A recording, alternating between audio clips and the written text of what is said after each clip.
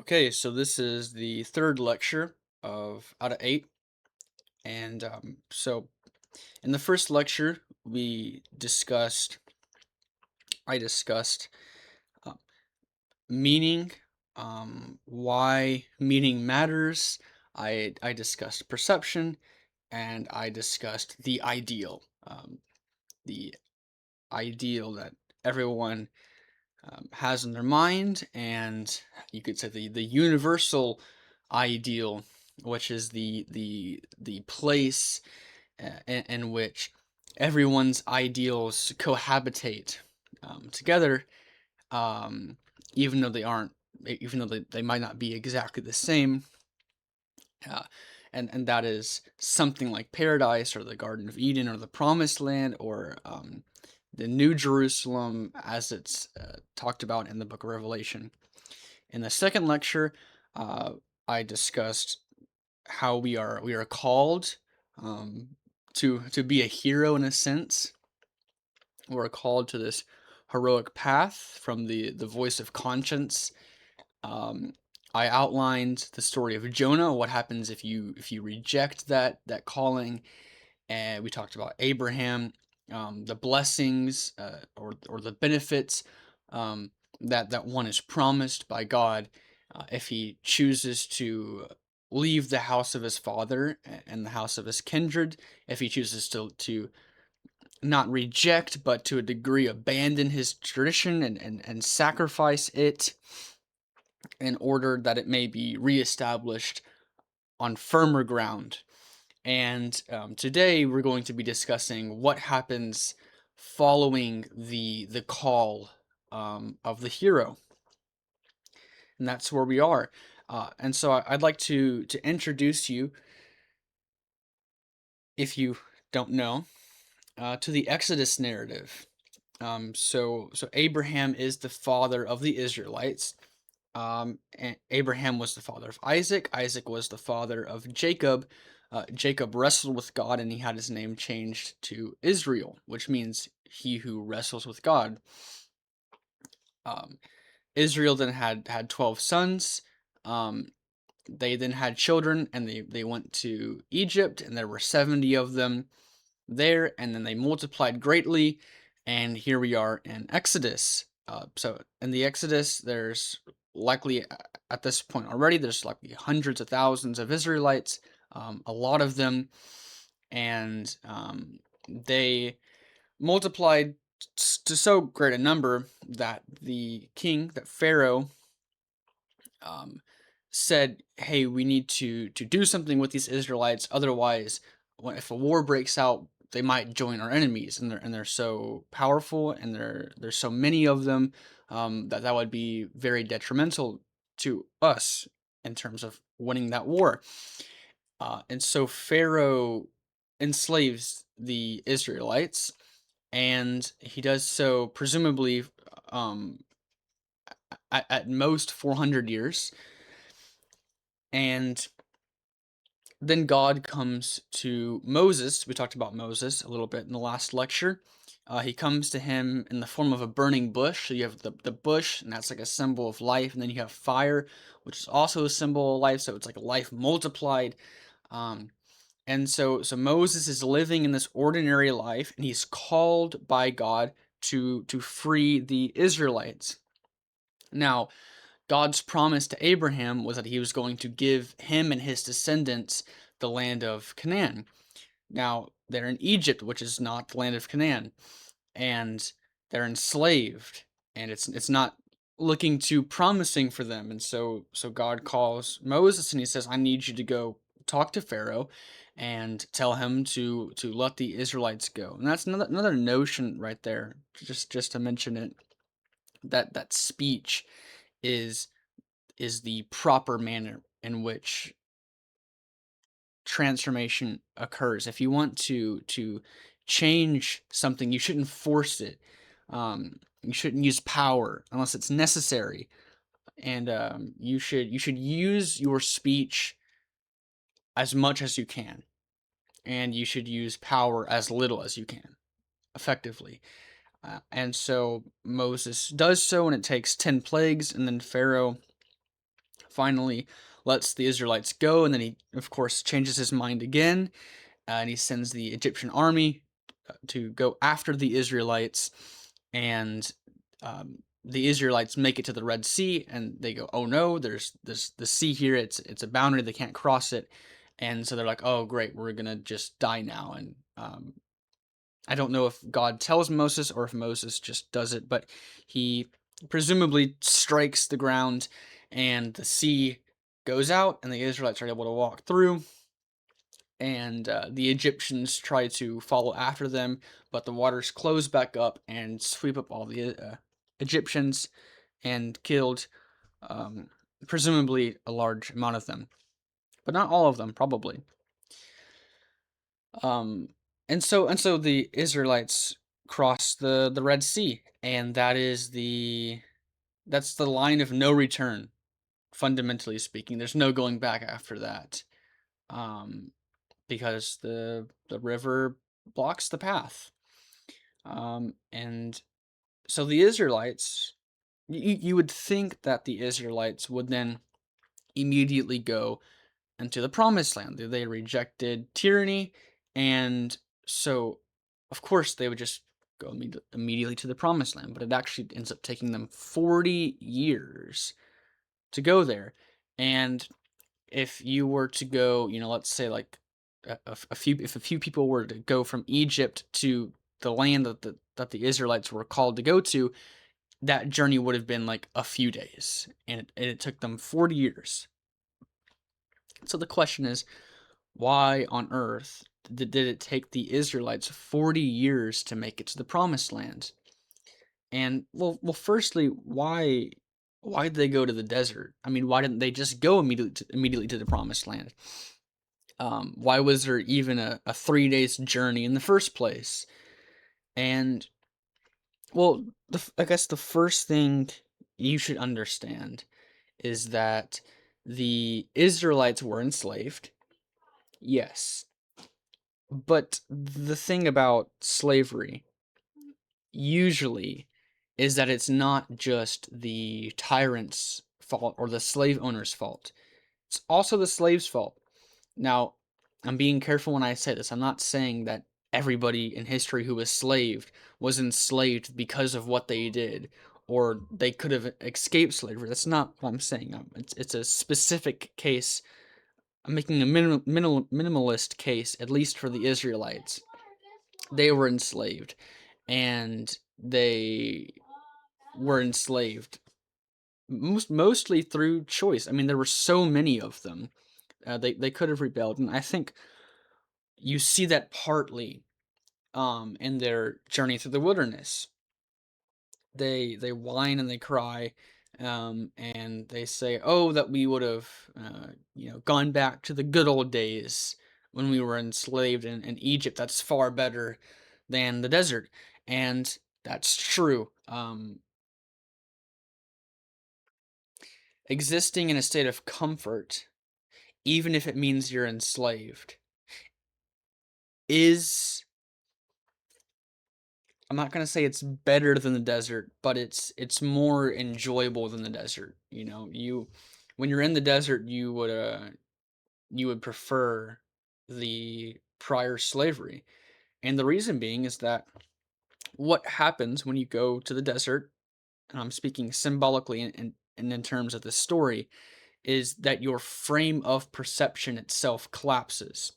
So again, going back to this known and unknown idea, the known, explore territory, order, tradition, the ordered realm above, heaven, light, yin, all those things at once. And then you have the unknown, unexplored territory, chaos, potential for transformation, the feminine, darkness, that sort of thing. And these things aren't like good and it's not good and evil. That's not at all what they are. That's not the part of the yin and yang. That's different. But so out of that, you make it that structure again. So I'm gonna review that structure again. There's who you are, and there's who you could be, and there's that pathway, and all that's set about from what you know, and the unknown surrounds that. And so that whole frame of perception collapses back down the hierarchy, it collapses back down, and everything is equally meaningful and equally meaningless. So, going back to the first lecture, things are relevant in terms of an aim or a goal. Well, the problem is that when you're in the desert, you don't really have an aim or a goal. You've lost the frame of perception. You don't know what to do, and because you don't have an aim or a goal, you, you're well, you're in the wilderness and you're wandering endlessly, right? So that's the Cain narrative. Cain kills his ideal, he kills his goal, and therefore he becomes a wanderer in the land of Nod. And the word Nod, the name for the city, or for the place at least, is wandering.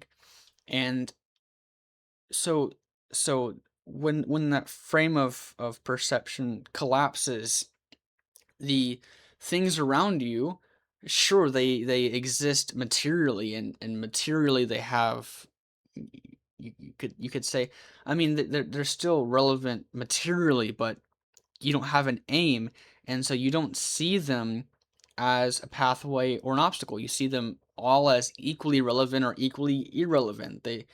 I mean, it's almost like they don't exist.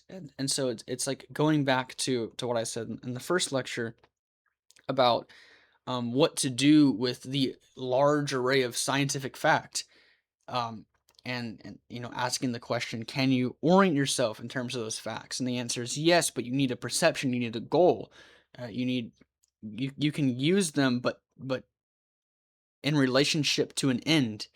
And when that end disappears, then all things lose their meaning, they lose their value.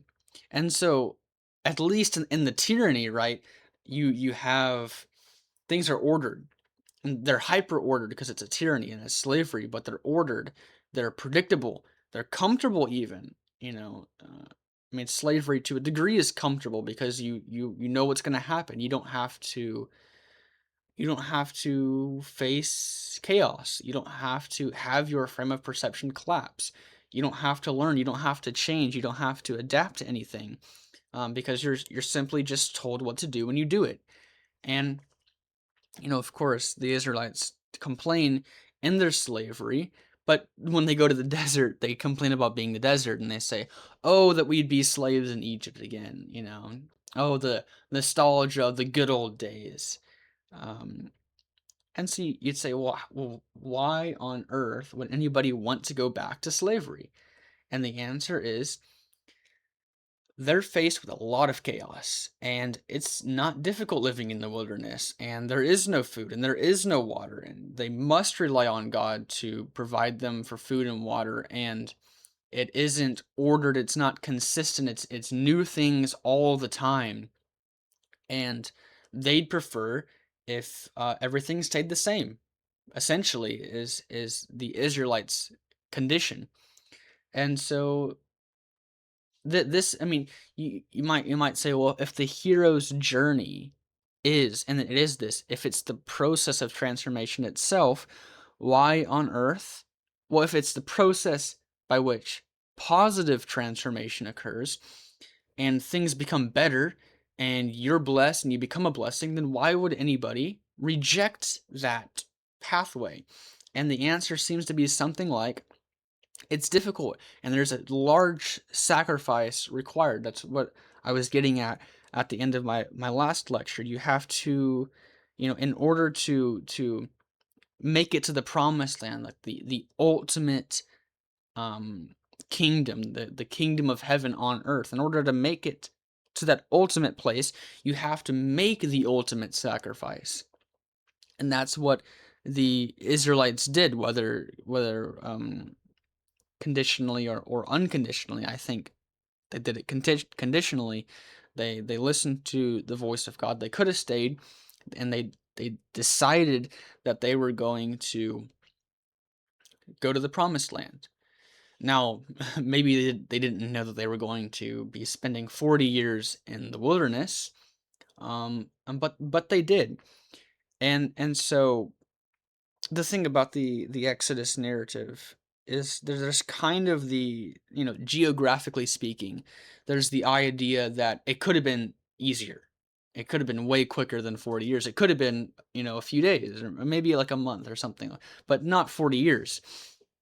And the reason it took so long is because they constantly lost faith. They lost hope. And they lost sight of the promised land. Now, Moses, continually for at least most of the Exodus through Deuteronomy narrative, he maintains hope and he continues to have faith in God. Um, and so, of course, and he speaks to God on behalf of the Israelites, and he speaks to the Israelites on behalf of God.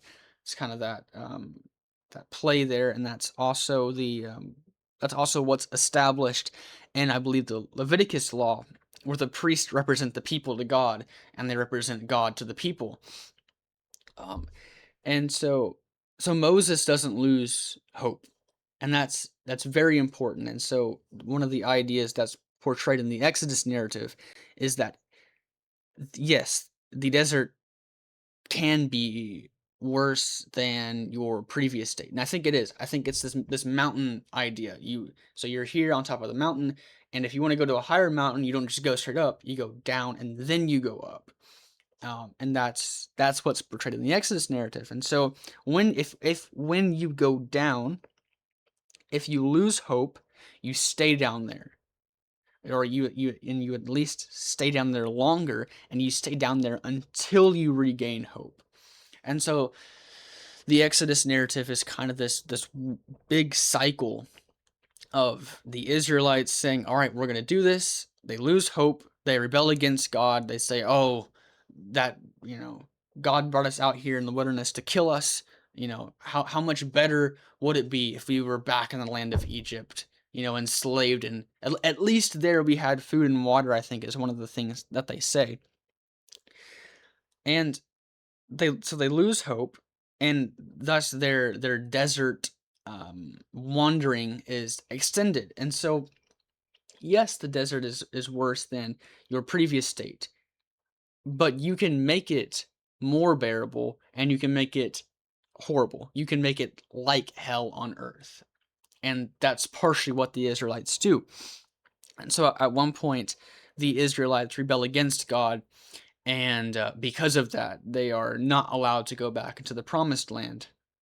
Um, their descendants, I think to the third generation, um, are the ones that are going to go into the promised land, and because of that, Moses gives the Exodus and the Leviticus law to them again, and so the law is repeated in Deuteronomy. That's what the word Deuteronomy means. It means second law or second giving of the law, and so yes, the hero's call is a call to be something more than they already are, but it requires a large sacrifice, and that sacrifice is order, comfort, and stability. And making that sacrifice, you're going to go down into the wilderness, and if you maintain faith and hope, it won't be too bad, and eventually you'll make it back up. And that is in itself actually the process of learning. So I mentioned, I think maybe in both of the previous lectures, I mentioned the serpent as chaos, and I at least mentioned chaos as potential for transformation.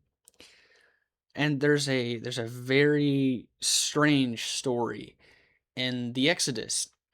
So the Israelites are whining to Moses and to God again. And God's pretty fed up with that, and so he sends a bunch of serpents to bite all of the Israelites. Now, the Israelites, a lot of them die from this. I think it's about 3,000 of them die. And eventually they're like, all right, all right, all right. We've sinned against God. and they go to Moses and they say, "Hey, we know you that you have a that you can speak to God, that you represent us to God, and you represent God to us. Please go tell God to get rid of the snakes. Um, we'll stop rebelling." Essentially, that they repent, and God comes to Moses and he says, "I'm not going to get rid of the snakes, but you can do this." And God tells him to take a staff. So that's the staff of tradition, right? It's the flag that you plant in the ground. It's the center of the country.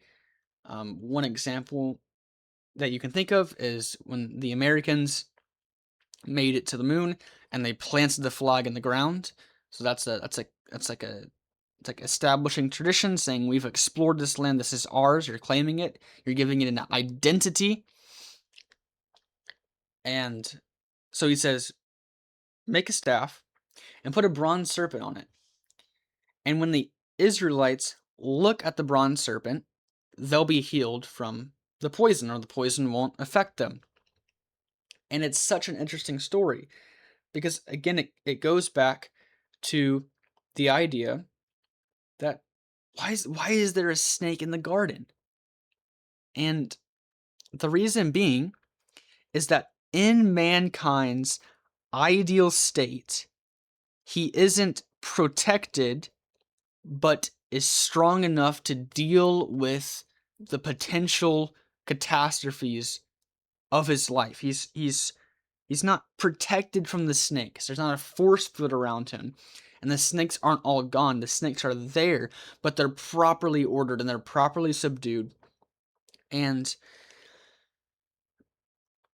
man expresses his dominion in a positive manner over creation. So it's not, God doesn't want us to be weak and protected. He wants us to be strong, capable, competent, capable of violence, capable of evil, capable of sinning. And instead he wants us to choose not to do it. And so why the bronze serpent? To look upon the bronze serpent is to gaze at that which can kill you. So they're gazing upon the poisonous snakes, they're facing it, they're exposing themselves to it, and because of that, they survive, and the poison doesn't kill them. Now, Christ in the New Testament, he says, "Blessed are the meek, for they shall inherit the earth." And a modern interpretation of that seems to be "Blessed are the meek," or "Blessed are the weak." But just think about the phrase and how contradictory that is. What do you mean the weak will inherit the earth? It doesn't make any sense at all, and it's not true. That's not what Christ said. What Christ said is something like, "Blessed are those who are capable of sinning, capable of violence, capable of producing great catastrophes, but who choose to do good." And so, in that sense, you might say, what does it mean to be a good person? And to be a good person doesn't mean someone who doesn't do wrong very often. That's not what it means. If you're incapable of sinning, then the mere fact that you haven't sinned is not representative of your goodness. It's not emblematic of your good heart, let's say. It's instead it's being able to do something evil, and the choosing not to do that, that's the virtue. That's that is emblematic of a good heart. And so while we're in this desert, we have to realize that we're facing the serpent. We're facing that which can kill you, right? Because you can have a voluntary descent into the desert, But you can also have an involuntary descent, and so that's the Exodus, and that's Cain, right? Cain's descent is involuntary. He sins, um, and he kills his ideal, and as a consequence of that, he's set in the desert. But the Israelites say, "We're going to go to the promised land," and even though we have to go through the desert, we're going to do that anyways. And they slowly but surely manage to pull it off, and it's voluntary. It's a voluntary descent into the desert. But Cain, his descent is a consequence of his sin by killing his ideal. So you can kind of think about this as Cain killed the possibility of going to the promised land. He killed that ideal state, that ideal him. And in so doing, he went to the desert. And so one of the things that you have to understand is, why take the hero's path? And the answer is, either way you're going to the desert. And one way, you go voluntarily and you go through the other side into the promised land. And in the other way, you stay in the desert and you either repent and you can leave, or you don't repent and you stay there and you stay in the eternal fire of hell, essentially, or at least a manifestation of hell on earth.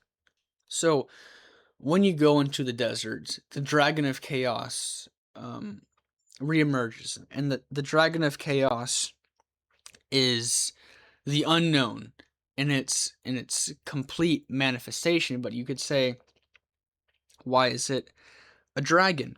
And the reason it's a dragon is because the unknown is a predator. And so what is a dragon composed of? Well, it's snake, it's bird, it's fire, it's in the air, like wings, flying, heavenly. It's the culmination of a collection of predators, and that merges together and produces a dragon. And so one of the oldest fundamentally mythological stories that we have is a story of a bunch of snakes merging together and forming a dragon. And so again, and now I'm going to focus on the involuntary descent into chaos, or an involuntary encounter with the dragon of chaos, which fundamentally leads to you being devoured by that dragon. So the dragon's the ultimate predator, and it's the unknown as such. Now, snakes make themselves manifest in your life a lot of the time in a small manner. So that they come to you as these small problems, and if you're paying attention, you can catch them early on, and you can deal with them. If you, let's say, aren't paying attention and you ignore that snake in the corner of the room, the idea is that that snake does not stay as it is, but it grows larger and larger and larger, and eventually it turns into a dragon. And at some point, that dragon can become so large that you alone are no longer capable of dealing with it. And so there's a story that goes along with this, not in the Bible. It's titled "There's No Such Thing as Dragons," and it's a story about this little boy. And he wakes up one morning and he sees a little bitty dragon on the carpet, young enough that even he could, deal with it. And I think he goes downstairs and he tells his mom, and he says, "I woke up and there was a dragon on my carpet." And his mom says, "Oh, you silly thing, there's no such thing as dragons."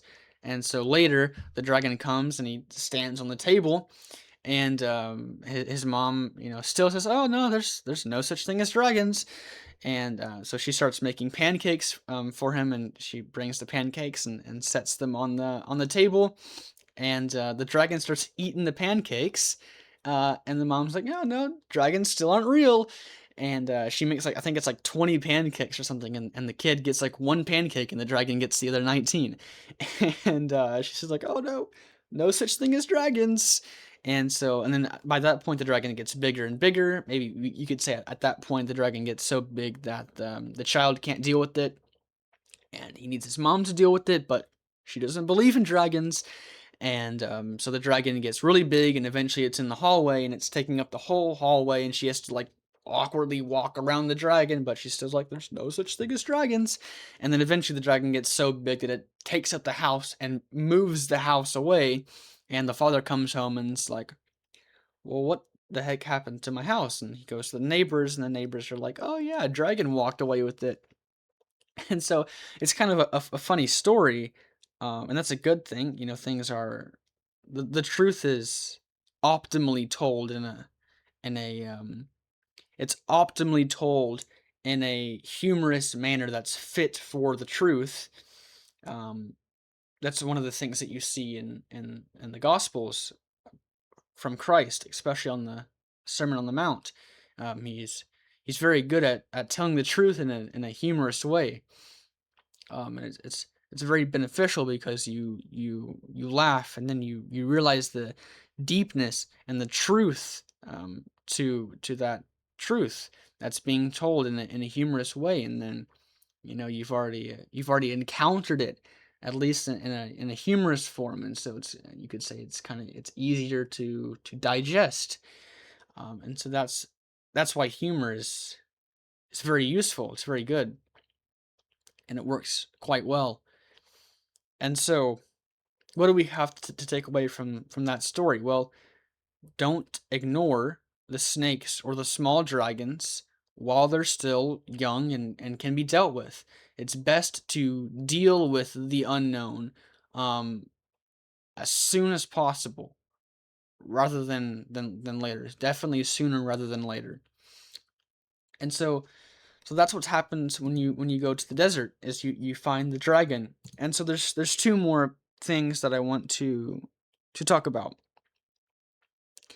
and it has to deal with the true nature of mankind. And so I'll start off with this.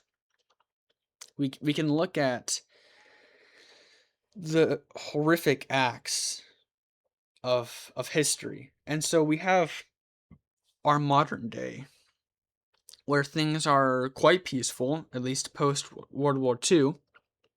Things are substantially more peaceful, than they were in the past, at least looking at a large scale.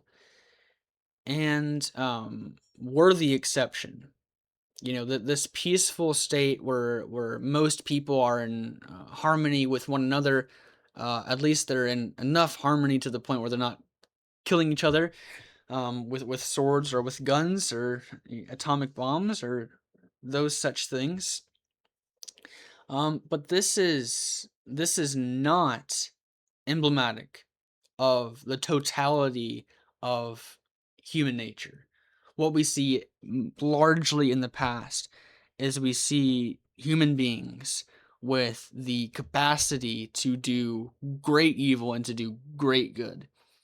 Um, and so we might look back on the people of the past, especially like we might look back on Hitler and Stalin and those totalitarian rulers in the 20th century, and we might say, "Oh wow, those people are so terrible," and we might think of when we think about that story, we might think about ourselves as being the hero who resists the tyrant and who stands up against him. And you know, statistically speaking, that is very unlikely. And I say that not just of you, but also of me.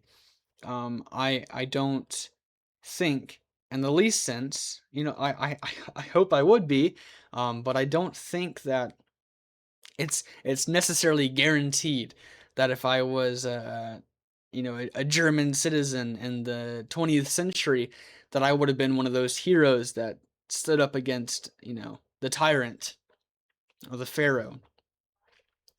Um, and so we might look at Adolf Hitler, and we might say, oh, well, he's so far out there and so evil that there's no way I'm anything like him, and we might claim moral superiority to him.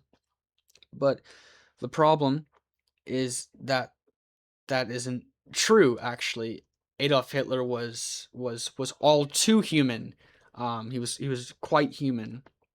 One of the things that we see with Hitler is we kind of see a form of progression. Um, and that progression was not mostly, but it was certainly at least partially aided by the people. Adolf Hitler, when he would speak, he paid attention to the crowd's reaction. And every time he said something and the crowd went in uproar, he remembered that and he kept it and he used it. And so over time, he built up these collection of things before eventually, most of what he said, or at least more than previously, of the things that he said would light up the crowd, and so it wasn't like, when you see those speeches from Hitler, it isn't like those people are disagreeing with them. Those people are encouraging him actually to do that. And so one of the things that we see in World War II is that we see that Germany is bitter and resentful about, I forget what it was called, but there was an agreement that was made, and it punished Germany, but maybe it punished Germany a little bit too much, and punished them from what happened in previous years, and they didn't really like that, and neither did Hitler, and so of course Hitler had his own problems. If there was a, well, let's just say that Hitler had his own problems, but all of Hitler wasn't just Hitler. I suppose is my point. A lot of it is the people, and so you might think that if Hitler were never born, then the catastrophes of the 20th century, in terms of World War II, would have never happened. And to that, I would say, don't be so sure that that's true. I'm not so sure that that's true. Um, it is very likely that the Germans would have raised up another totalitarian dictator, um, that would have produced something approximating the 20th century in terms of World War II, in terms of killing the Jews. And so then we might want to come to claim moral superiority to the citizens of Germany. And one of the reasons that we have for doing that is that we look at our lives and we say, well, really, what evil have I done? You know, I've never done something so evil as to murder 12 million people, or 6 million people, or however many people. I've in fact never murdered anybody. Maybe never even thought about it. And to that, I would say, maybe don't be so sure that you can claim moral virtue from that. I would say instead, well, look at our time. Look how peaceful it is. Is there any need? Is there any desire to do such a thing? I mean, don't. My point is this: don't think that because you haven't done something, that you wouldn't do it if the conditions were set. And I think that the majority of people, if the conditions were set, would likely follow in close footsteps to that of the German citizens, and to that of raising up a totalitarian dictator. And that's what the Israelites almost do. I mean, we might see, slavery, and we might see Israelites, and we might see Germany, we might see all the Jews, and we might see all these people, and we say, well, It's the only fault is on the totalitarian dictator. If it weren't for him, then none of this would have happened. And I would say again, don't be so sure that that's true. I would say that there's no slaves without a tyrant, but there's no tyrant without slaves either. It goes both ways. And so if you have a group of slaves, then if they haven't changed fundamentally and they truly are slaves, they're just going to raise up another totalitarian dictator. And that's what they try to make Moses into. They turn Moses into their own judge.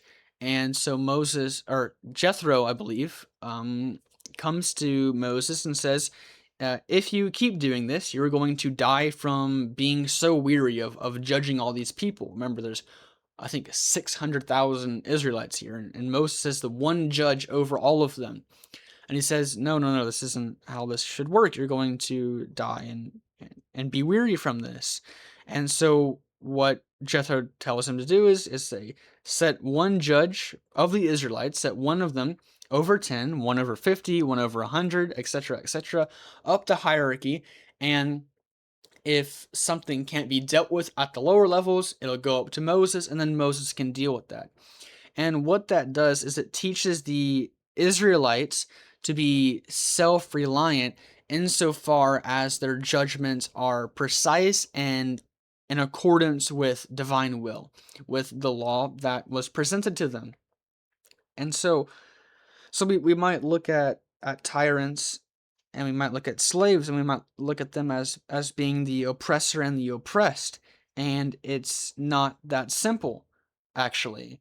Um, it's tyrants make slaves, and slaves make tyrants. That's how it goes, and that's certainly how it works. And so we might say, well, the slaves who raise up tyrants are not like me, or I would never do such a thing. And again, I would say, if you were put in the right place and the right time, don't be so sure that you wouldn't do the exact same thing that ordinary people like yourself did only 100 years ago. And so, do you really think that much has changed about humanity in the past 100 years? That we wouldn't be willing to do something as catastrophic as raise up another 20th century? Um, we can be optimistic and say we've learned our lesson, but it isn't obvious that we've learned our lesson, because the lesson is that every single individual has an immense capacity for evil, and every single individual has an immense capacity for good. And so that's what I want to talk about now. Um, Again, with this idea of facing the snakes, is you need to be partially a monster in order to deal with monsters. If you try and face a dragon or a monster or a beast without having that beast within you integrated properly, then you aren't going to be strong enough to face it. And so the capacity for violence is not bad. There's no implication in the biblical text that the mere capacity for evil is evil. It's not evil. I would say the capacity for evil is good if it's properly oriented. What do I mean by that? Well, look, if you're not capable of murdering somebody, why is the fact that you haven't murdered somebody good? It's not good. And even Christ says this in the book of Revelation. He says that the cowards will not enter the kingdom of heaven. And so the one of the biblical proclamations is that one must come to terms with his true nature. And so partially what the hero's journey is not simply an adventure into the world, but it's actually an adventure into you. right? You're not just naming and subduing the world, you're naming and subduing the beast within you. You're exploring who you are. You're figuring out, what am I capable of? Who am I? What am I made of? What strengths do I have? You know, and so what you do, if you make the ultimate sacrifice, and if you go to the desert, and if you go to the ultimate promised land, along the way, you will come to recognize your capacity for evil, and you will come to recognize your capacity for good. And it's the integration of both of those in accordance with the will of God, aimed at the promised land, that produces the movement towards that promised land. And so it isn't weakness. It's not mere asking God to take you there. It isn't asking God to take you to the promised land. It's asking God for the strength to make it to the promised land. And so it's the integration of both the positive and negative aspects about you that brings about the kingdom of heaven. And that makes sense. So one of the things in the Genesis creation account that's quite interesting, in that when paired with the Cain and Abel narrative becomes very interesting, is that mankind is made in the image of God. And so what that means is that we are a representation, or a reflection of God, in essence. Now, we aren't perfect representations. We're you could say, a lower quality image of God, or a more pixelated image of God, but we do represent him. And so you could say that the spirits of God, like the spirit of love and the spirit of truth and the spirit of goodness, is within us. But the evil spirits, say the demonic spirits, can also possess us. And God doesn't simply get rid of those evil spirits and say protect us from them, but he makes us strong enough, and he gives us the wisdom in order to reject those spirits and to rule over them. And so what the Genesis creation account says more specifically is that mankind is given dominion over the beast of the world, over the animals. And in later biblical narrative, the surrounding nations of Israel, the evil nations, are referred to as beast. And they're referred to as beast because these evil spirits are inhabiting their hearts and causing them to sin. They're ruling over them instead of the other way around.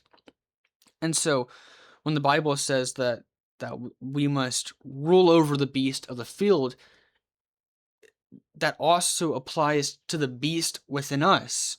And the type of people who don't recognize the fact that there's a beast within them are the type of people that are susceptible to being ruled by that beast rather than ruling the beast itself.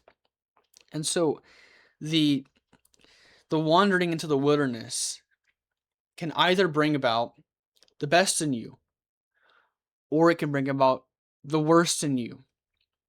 And in order for it to bring about the best within you, you have to properly orient yourself in accordance with God's will, and you have to orient these lower level desires and the evil within you and the strength within you and the power and the capacity for violence within you. You orient that towards God, and that is proclaimed as almost as a command to mankind. It's that thou shalt rule over evil, thou shalt rule over sin, thou shalt rule over the beast, and thou shalt integrate everything that you have and use that in terms of going to a goal, and in terms of going towards the ultimate goal. And so along with all this, and this is the final thing that I'll end off with. Along with all of this, you must keep in mind the final image, the bigger picture. Because if you lose vision of the promised land, then you are susceptible to becoming a slave like in the Israelite sense, where you rebel against God and you long for the old good old days back in slavery, where things were ordered, and where you were given food and water, and even though you were oppressed, everything was predictable and and and structured, and you didn't have to face the dragon. It was faced for you. You were told what to do, and all you had to do was do it. We have to keep in mind the final vision of the promised land. And if we do that, if we maintain faith, if we maintain hope and our own integrity, and in the structure of the cosmos, and in the future that we have in that promised land, and we orient everything towards that higher order goal, then the desert might be more bearable, and the journey shorter and less painful and less hellish, and that will lead to a positive transformation in our lives.